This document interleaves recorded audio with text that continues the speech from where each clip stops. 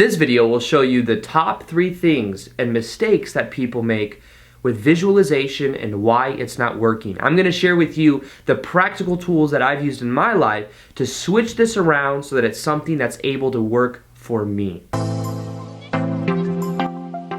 Welcome back to another video. My name is Aaron and I help people expand their consciousness. Now in this video, I'm going to be sharing with you all about my mistakes that I made with visualization, how I pushed through these barriers so that I was actually able to visualize, so that it became a powerful tool that I could use in order to achieve and really be the kind of person that I want. The first thing I want to do is explain visualization in a little bit of a new way, because normally we think that we do visualization in order to get the results that we want. But I want to kind of look at this in a new way and see if maybe it's something you guys resonate with.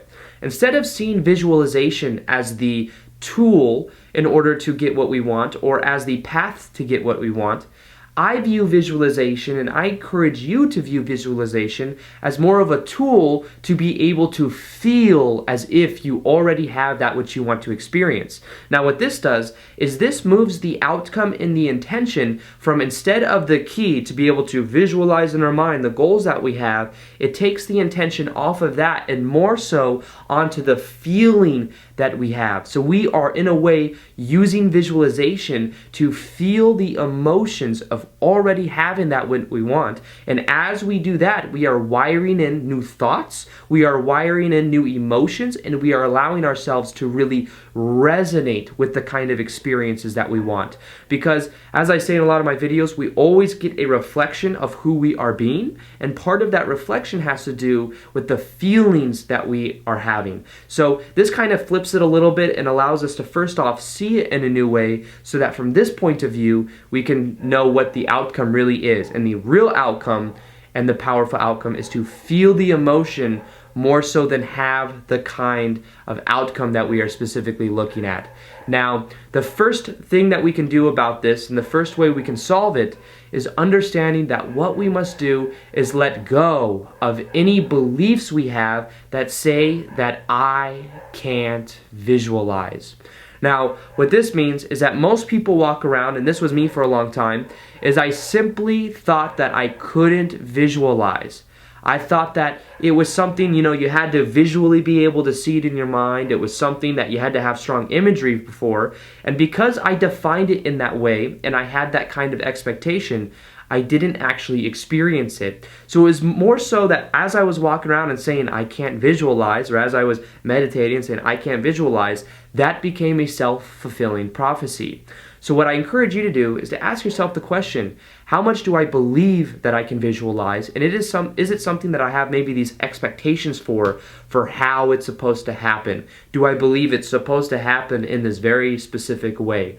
And as you start to uncover what that is, you'll see that you can start to see it in a new way. The way that I like to define it as visualization is more of something that you use your senses to really feel into, rather than it being just one specific modality or expectation we have. So the first part of this, and the first block that you may be having of why you can't visualize, is simply because you have this high expectation as to how it's supposed to be, or you're simply focused more on believing that you just can't do it. So I'd say first off, drop the definition. As you let go of that definition, you'll find that you're then able to accomplish more, or have at least a better experience with it. Now the second thing that blocks visualization is us believing and thinking that it is future tense.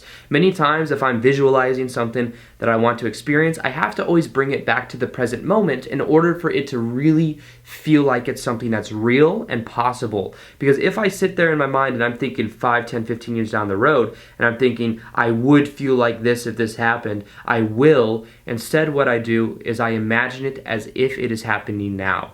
Now the power in this is knowing that we don't have to give ourselves permission to feel some type of emotion in the future. And that's a lot of times what we do. We say, I will feel whole and complete when I meet this person. I will feel this kind of freedom when I have this type of money in my life. But what that does is that places it into the future. That places our happiness down the line, and what we do is we block ourselves in the present moment from feeling the emotions of what we want to experience. So what I do is I imagine that experience and that visualization as if it were happening now. The other thing that you could do in order to really make it powerful is to use this NLP technique. Now, NLP stands for Neuro-Linguistic Programming, and it's simply ways that we can optimize using our own mind. Now, what I do for this is when I'm imagining a certain scenario, I'm imagining some type of thing or I'm visualizing, what I do is I use this NLP technique in order to make it something I can feel more. Now, what I do is I imagine that I'm looking at it. I might imagine that I'm in the first person view so that I can see as if I'm going through it. And then what I do is I make the colors much more bright. If there's any sounds, because I am more kind of an auditory type person, I'm very easy for me to use that sense, I hear it in my mind, and what I do is I amplify the sound. So as I use this in a way like a crescendo, I have it get brighter and I have it get louder, that makes it something that's much more real, and I'm able to really tap into it. So you can use this NLP technique as well. What you can do is allow yourself to really see things as brighter, see things as louder, and as you infuse the different senses into it, and you don't make it just about the idea of visualization in the sense of the imagery, you add in the different senses, you'll make it much more real for you, and you will allow yourself to really feel it at a deeper level. So understand that you can also use this NLP technique. It's called the spinning technique, and what you do is you imagine that feeling that you would get from that visualization or from being in that experience. You imagine this ball of energy that's going around you or inside your heart space, and you imagine it spin faster and faster so you can feel the emotion more and more. That's also an NLP technique that works very well. You can imagine it smaller at first, spinning faster and faster, and as you do that, you'll start to feel more of the emotion, and you'll find that then you have a better experience with it. Now, the third mistake or block that people have with visualization is believing it's all about the head. Now, what I want to encourage you to understand is that your heart is thousands of times more powerful than that of your head electromagnetically. That when you tap into the heart, you're creating from a much more pure place, and it's a much more powerful place. Now, think about it in this way, and I love using this analogy. When you create from the head, you're creating in a way from duality. You're creating from polarization, because we have the left brain, the right brain, we have good, bad, we have light, dark, we have all of these polarized concepts, and that's where we're creating from logically when we're intellectually thinking about it. Now, when we create from the heart, there's no duality there. When we create from the heart, we're creating from passion. We're creating from a part of our body that has more electromagnetic energy than the head.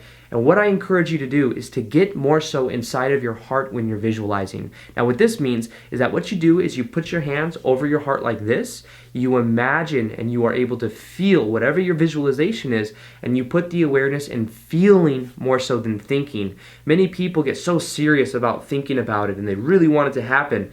I encourage you to loosen up, to have fun with it, to see how it can be something maybe that's a little bit more funny, a little bit more lighthearted, and also with lighthearted, bring in the heart and simply decide you're going to put your hands over your heart and feel from that space.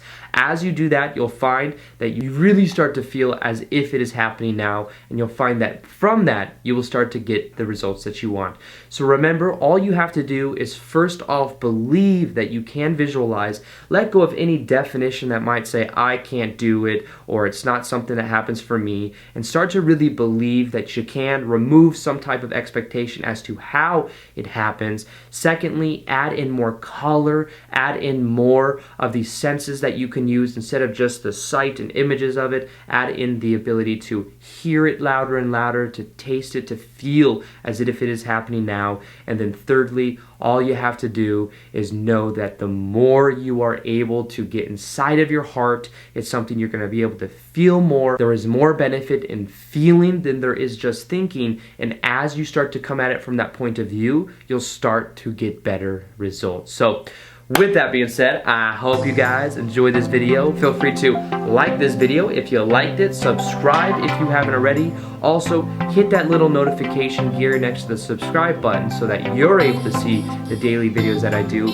Also, I put a free PDF inside the description box, so feel free to download that. It's on the top 3 LOA techniques that have changed my life. And other than that, I will see you guys on the next vid. Peace, much love, namaste.